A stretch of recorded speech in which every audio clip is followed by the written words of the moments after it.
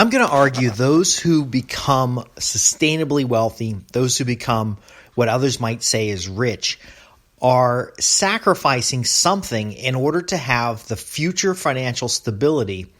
And this is a good thing. I'm going to argue this is a good thing. I'm Justin Hitt with Sustainable Wealth Secrets. If it doesn't hurt a little bit to maintain a positive net cash flow so that you can save for your future self, so that you can create reserves for your protection of your family, and so that you can acquire assets that cash flow to provide for you in the future, if that doesn't hurt just a little bit, I'm questioning how hard you're trying. Now, I'm not talking about killing yourself to earn a living. A lot of people do that. They see that their life is wasting away and that they're suffering in order to earn a dollar. It doesn't need to be that way. But I would argue that if money comes too quickly, you might not respect its value. In fact, you might be looking at the money rather than the value that money can buy. See, money is simply a means of exchange. It is a very portable means of storing value or storing the value of objects, labor, and work, and being able to carry it somewhere. So, for example, back in the day, somebody might have to raise a cow, and a good healthy cow will fetch more at the market than a weak cow. So there's effort that goes into maintaining that cow, that asset, so that that cow can provide milk, or the cow can provide meat, or the cow could be bred to create additional cows. The interest of the cow has to be looked out for first before the farmer can profit from the cow.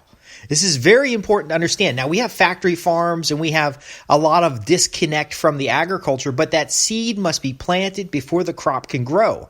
And the effort it takes to put that seed in the ground creates the prosperity of a good harvest. Now, there's blood, sweat, tears. There's sacrifices that must be made in order to maintain more outcome from the inputs that you put in. So if you want sustainable wealth, wealth that cannot be taken away, it is a set of skills, it is a implementation of those skills, and it is a creation of value in a marketplace before it is dollars in your pocket. And because we have currencies across countries and we have fluctuations in currency value, money itself, again, is a representation of what that money may buy. If you're 45 years old, your 65-year-old self is depending on your ability to maintain a positive net cash flow, your ability to invest in assets that increase in value over time, your ability to plant the seed, tend the crop, and bring forth that bounty. A cow that is abused and neglected and not fed properly does not produce milk. It has no value in the marketplace. Now, you can go and buy distressed assets, invest the time, the knowledge, the resources in order to improve those assets, and return yourself a bounty that is not possible in other places. Now, we do have some social challenges right now where people look on the wealthy people and think that they magically got that money. They look on the rich, and by the way, the definition of rich is changing every day. Someone who's earning $250,000 a year is considered rich, but if you lived in Silicon Valley, you could barely pay your bills. If you lived in New York City and your business got burned down during a riot, $250,000 a year could vaporize. It is that positive net cash flow invested into additional assets that cash flow that compound to create the wealth. It is effort. It is sweat. It is tears. Now, you have to have your priorities straight. You have to understand your goals. You want to understand why you're moving forward. If you spend every day working and struggling and really hating life because you're grabbing for that dollar and your family is neglected, then in old age, you may have the means to live well, but you may not have the social conditions or the relationships that are necessary to live well.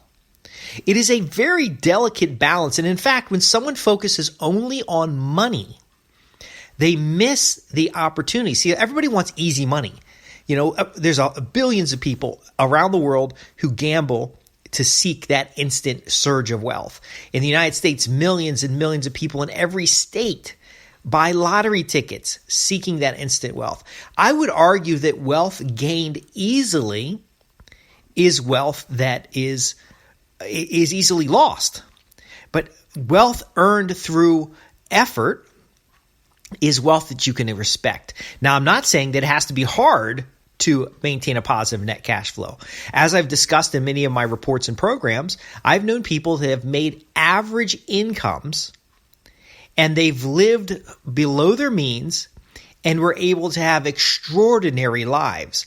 They were able to take 4 or 5 weeks of vacation a year while they're working, and then in retirement, 4 to 5 months a year of vacation, because they had maintained a low level of required capital outlay.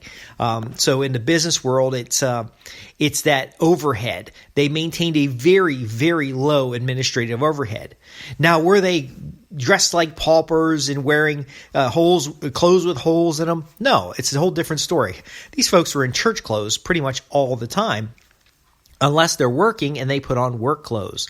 And the work clothes might have been old church clothes, but the point I'm making here is they had a place and a purpose for everything. They didn't have extra stuff that wasn't necessary. They quickly converted those things that were liabilities into assets. They developed and cultivated hobbies and interests that cash flowed. They invested in property and resources in order to take care of future needs. They had strong, committed relationships within their community. They were involved with a strong family. See, think about it this way.